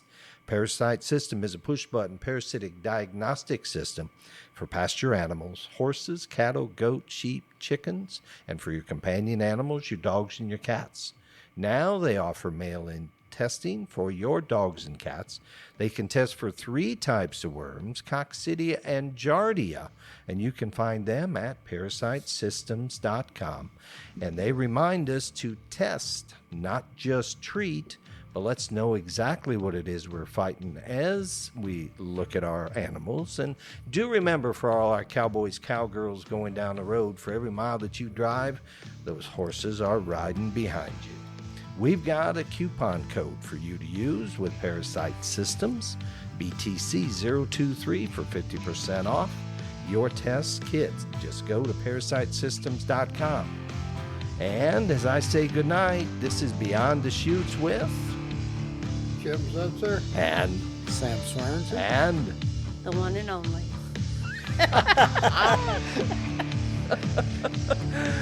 Miss Maggie Zinser. My name is Doug Simcox.